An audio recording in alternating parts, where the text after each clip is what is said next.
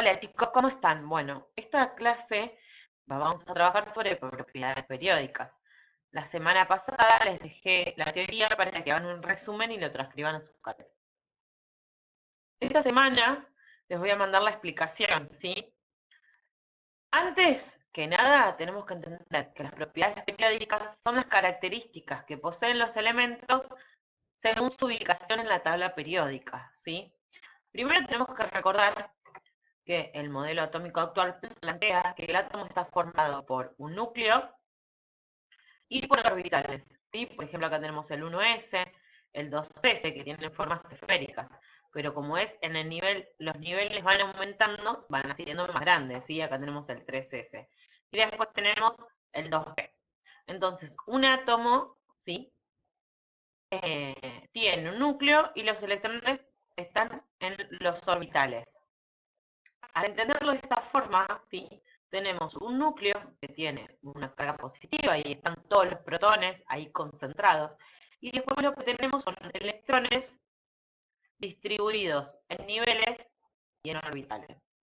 Ahora bien, como ustedes saben, cuando tenemos cargas contrarias, se ejerce una fuerza de atracción, ¿sí?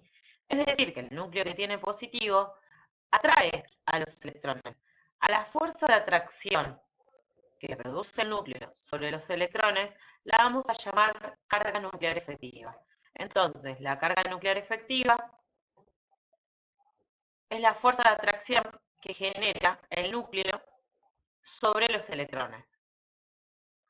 Ahora bien, los electrones son partículas que tienen la misma carga, que son negativos, ¿sí? Es decir, que entre ellos lo que ocurre es una fuerza de repulsión, porque tienen la misma intensidad, no, la misma carga, o sea, son negativos que lo que tratan es de repelerse. Entonces, esto pasa en el átomo, ¿sí?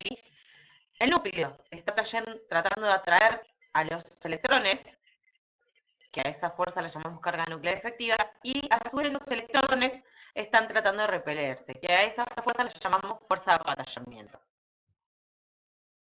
Por lo tanto, basándonos en estas dos fuerzas, lo que vamos a hacer es explicar todas las propiedades. Por ejemplo, ustedes tienen que pensar esto. Apantallamiento.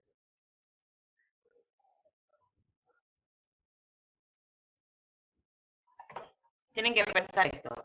Si el núcleo está tratando de atraer los electrones, ¿sí? Lo que hace es que este átomo se compacte un poco más. Por lo tanto, el tamaño del átomo va a ser muy chiquito. ¿Por qué? Porque esta fuerza de atracción nos está trayendo y está haciendo que se achique. Es decir, que el tamaño de los átomos depende de la carga nuclear efectiva. Y este tamaño de los átomos lo vamos a llamar radio atómico. Es decir, que el radio atómico, ¿sí? Que es, primero la definición de radio atómico, las habrán leído, es la distancia que hay entre dos núcleos de dos átomos, ¿sí? Porque acá tenemos otro átomo, ¿no? Que le pasa exactamente lo mismo, entonces, la distancia de los núcleos es considerado el radio atómico, o la distancia entre el núcleo y el último electrón también es considerado radioatómico. Más que nada, el radioatómico es el tamaño de los átomos. Mientras mayor carga nuclear efectiva haya, más chiquito es el átomo, porque más se compacta. La carga nuclear efectiva en tabla periódica va a aumentar a medida, ¿sí? Que nos desplazamos hacia la derecha. Es decir, a medida que van aumentando el número atómico, ¿sí? Pero además van aumentando los niveles energéticos, va a ir aumentando también la carga nuclear efectiva. Ahora, ¿qué ocurre? Ocurre que a medida que nos desplazamos más, ¿sí? Por ejemplo, mientras más niveles de energía hay más fuerza de apantallamiento. Por lo tanto, el radio atómico va a aumentar contrario de la carga nuclear efectiva. ¿Por qué? Porque a medida que aumenta la fuerza de apantallamiento, es decir, que tengo más niveles de energía, al tener más niveles de energía porque tengo más electrones, ¿sí? Y por lo tanto se van acumulando más la fuerza de repulsión entre ellos, generan un efecto de pantalla entre el núcleo y el último electrón. Por lo tanto, no lo puede atraer. Es decir, mientras más fuerza de apantallamiento hay, el núcleo no tiene tanta fuerza para atraerlos y el átomo es mucho más grande. Por lo tanto, el radio atómico va a aumentar contrario de la carga nuclear efectiva. Ahora bien, asimismo, si hay mucha carga nuclear efectiva, o sea, hay mucha fuerza de atracción, la energía que le tengo que entregar para arrancar un electrón es mucho más grande. ¿Por qué? Porque ustedes piensen esto. Yo tengo a una persona agarrada a las manos con mucha fuerza. Y va a tener que venir otra a querer sacarla. Entonces va a tener que hacer mucha fuerza. Bueno, acá pasa lo mismo. Como hay mucha fuerza de atracción entre el núcleo y los electrones, ese núcleo no va a querer dar su electrón. Por lo tanto, yo le tengo que entregar mucha energía, para arrancarle el electrón. Y esta es la definición de energía de ionización. A mayor carga nuclear efectiva, mayor energía de ionización, mayor energía le tengo que entregar para arrancarle el electrón. Por lo tanto, la energía de ionización aumenta conforme la carga nuclear efectiva. Después tenemos otro tipo de energía que se llama afinidad electrónica, y es la energía que se libera, ¿sí?, cuando se atrae un electrón. Por lo tanto, aquellos que tienen mayor carga nuclear efectiva son los que mayor van a atraer los electrones y van a ser los que liberen más cantidad de esa energía. ¿Sí? ¿Se entiende? Por lo tanto, la afinidad electrónica también aumenta conforme a la carga nuclear efectiva. ¿Por qué? Porque a mayor carga nuclear efectiva, mayor fuerza de atracción y mayor energía es la que se libera cada vez que se atrae un electrón. Por último tenemos la electronegatividad, y la electronegatividad es la capacidad que tiene un elemento de atraer electrones. Parándome en carga nuclear efectiva y efecto apantallamiento, si la electronegatividad es la capacidad que tiene un elemento de atraer electrones, significa que hay mucha carga nuclear efectiva y hay poco apantallamiento.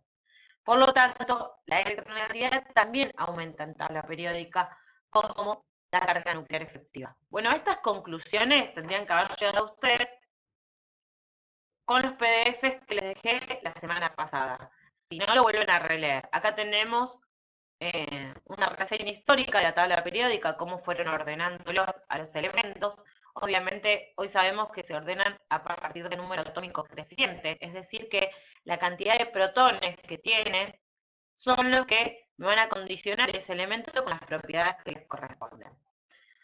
Tenemos una ley periódica y después cómo está esta tabla periódica distribuida en elementos representativos, en los elementos de transición, los elementos de transición interna, y el hidrógeno que queda por fuera de todo, ¿no? Si ustedes miran tabla periódica, el hidrógeno no está todo pegadito, está aparte.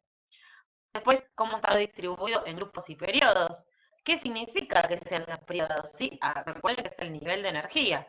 Y el grupo, y mayormente son los electrones de valencia, es decir, que los electrones del último orbital nos condicionan también las características que tienen estos elementos. De todo esto, ustedes tenían que hacer un resumen. Después tenemos los grupos. Acá empieza la explicación de carga nuclear efectiva. Después de ver este video pueden releerla.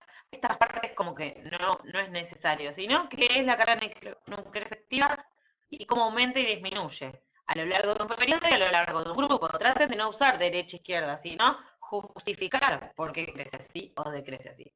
Acá tienen un ejemplo.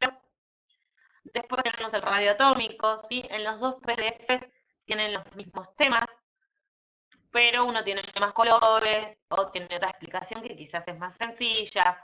Después tenemos el radio iónico, que es lo mismo. Si un anión es aquel que gana electrones, es porque tiene carga nuclear efectiva alta. ¿Está bien? Por lo tanto, ese radio va a ser más chiquitito porque los va a ir compactando. En cambio, las ocasiones que los pierden a los electrones van a hacer que la carga nuclear efectiva no sea tan grande y que el efecto apantallamiento sí. Por lo tanto, es más grande el átomo. Siempre parándose en carga nuclear efectiva y efecto de apantallamiento. Después tenemos la energía de ionización. También lo mismo, todo esto no es necesario, chicos. ¿Qué es la energía de ionización? Como aumenta y disminuye en la tabla periódica.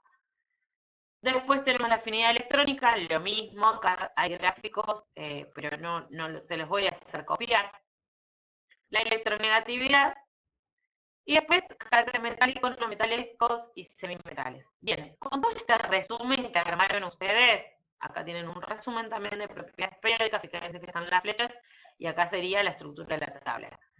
Con todo esto, lo que esta parte ya no, Esta semana vamos a ir a las actividades de los 2 PDFs, ¿sí? Les voy a dejar las actividades para que comiencen a hacerlas, pero cuando me envíen la resolución de este trabajo, que van a tener 15 días para hacerlo, necesito también que me manden las hojas de resúmenes. Y además le voy a agregar otro videito más de propiedades periódicas. Bueno, chicos, les mando un beso, que estén bien. Chao, chao.